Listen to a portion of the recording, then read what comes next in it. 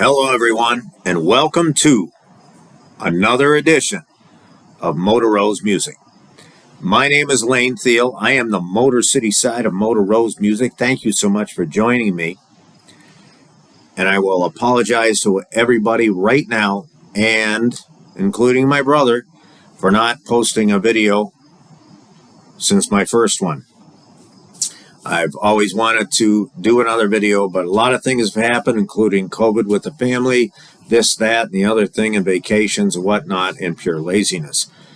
Here I am, though, talking to you about today's topic, which is the music of 1971, then and now. I'm not going to tell you so much about, let's talk about how great 1971 is. I'm going to talk to you about the top 10 then and the top 10 now, as far as album sales go now.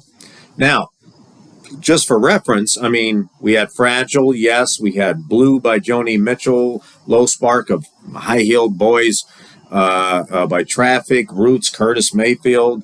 There's a Riot Going On, Sly and the Family Stone, Imagine, Every Picture Tells a Story, Who's Next, Allman Brothers, Madman Across the Water. There was all kinds of stuff that year.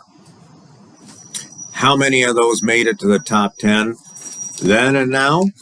Not a lot. And some that made today's top 10 weren't on the actual end of year top 10. So let's talk about some of the debut albums we had. This was another amazing year for debuts. We had ZZ Top, Earth, Wind and Fire, Jerry Rafferty. The Stylistics made their debut. I love the Stylistics. Rita Coolidge, America, Nazareth, and Olivia Newton-John. I love you.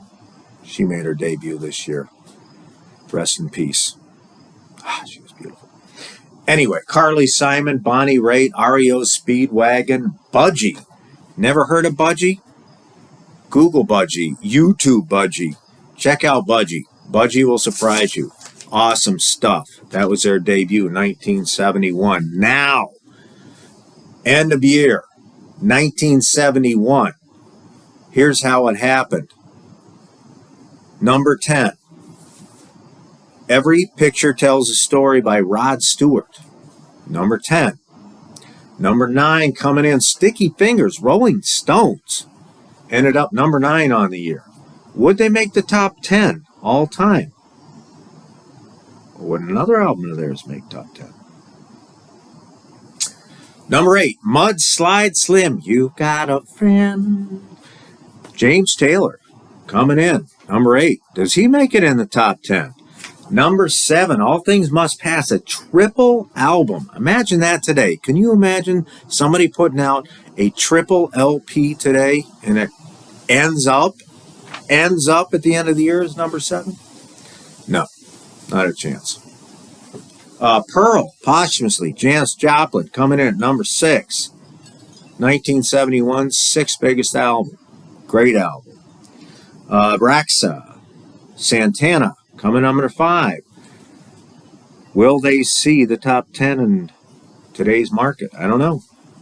Number 4, the Carpenters. Carpenters. Coming in at number 4. Where do they come in? Where do they fit in the top 10 of today? Let's find out. Ram. Paul McCartney. Linda McCartney. Number 3. Coming in. Where do they fit in? Let's find out. That was a great album. Number 2, no big surprise, Tapestry. Carole King, I love this album. Where does she fit in the top 10 today? And then number 1, not all time, number 1 in 1971, Year's End, a musical. Jesus Christ Superstar. Jesus Christ Superstar. Yep, that was a number 1 album, 1971. Various artists. No doubt its popularity back then, but how popular is it today? Let's find out. Top 10 now. Okay, number 10, selling 4.01 million albums. The Carpenters, slipping 6 spots from 4 to 10. And then number 9, The Who. Who's next? That's number 9 all time, just in 71, 4.02 million albums. I swear to you, I would have bet the bank that thing sold over 10 million albums by now. Nope, 4. Shocked. Anyway, coming in at number 8, Pearl, with Janis Joplin slipping down to number 8. But moving in from nowhere to number 7, The Doors, L.A. Woman, selling 4.7 million albums. And then at number 6, also sneaking in from nowhere, weren't in the top 10 before, but now number 6, Crosby, Stills, Nash & Young, Four-Way Street at 4.9 million albums sold now. And now number 5 at 5.2 million albums sold worldwide, Bob Dylan's Greatest Hits, Volume 2. So at 1971, he's already had 2 volumes of Greatest Hits. Now, number 4, taking over at number 4. We talked about these guys already. Hot Rocks, Rolling Stones, Sticky Fingers, gone from the top 10. Hot Rocks, 6.9 million albums sold, now taking over the number 4 spot, knocking the Carpenters back all the way to 10. And number 3, coming in at number 3.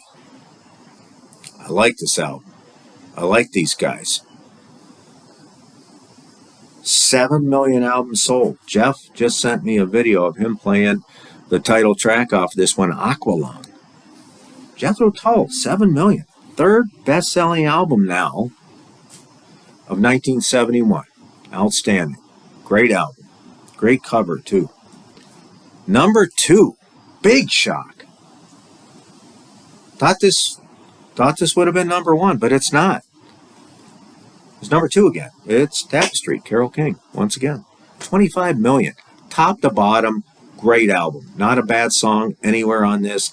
She is a legend. She was writing songs in the 60s that you may not even know of. If you don't know of all her songs and hits, Aretha Franklin and all these other R&B songs, she and her husband, she wrote the music, her husband wrote the lyrics. Carole King's just an absolute legend, and Tapestry is an absolute 10 out of 10 album. No, 25 million, absolutely not a shock to me. Now, number 1 is a shock. I mean, these guys came out of nowhere. 1971, their first 3 albums, they had 3 albums prior to that. I think the first one right now is sold only 10 million. The second one's only sold 14 million. The third one's right around 10 million. So what is that? 32 million. I mean, you add those up, they're more than Tapestry, but, and then this 4th album, this dud comes along and sells 37 million, and it's now the number 1 selling album of 71. I think they had a couple more. Houses of the Holy and Physical Graffiti came along, and they've sold another 30, 40 million. Yeah, all right, it's no big deal. Yeah, no big surprise. Yeah, Led Zeppelin's 4th album, The Untitled, Stairway to Heaven, Rock and Roll, Black Dog, When the Levee Breaks. What do you expect when you put out stuff like that? Yeah, you're going to sell 30, 40 million albums. Yeah, no big surprise. It didn't do as well in 1971, of course, because all that other stuff was much more pop-oriented. Meanwhile, they were selling stadiums out at 50, 60 million, or 50, 60,000 seat capacity. But anyway, no big surprise. Everybody knew Zeppelin 4 was going to be number 1. And rightly so. I mean, yeah, it's awesome. Is it my favorite Zeppelin album? No. However, it's their most famous, obviously. So, no big surprise. And we had some changes there from then and now. It was kind of cool to look at. There were some changes. Some stayed on the number 10 or in the top 10. Some went off and some came on. It was kind of cool to look at. Hey, gonna do some more videos. I promise you, I'm gonna do some more videos. Hit the like and subscribe button. Let me know. Hey, I love your Pat Boone Debbie Doom t-shirt, whatever. I don't know. Say anything. Leave a comment. Tell us what you want me to talk about. I'd love to research some stuff or give you my opinion on stuff.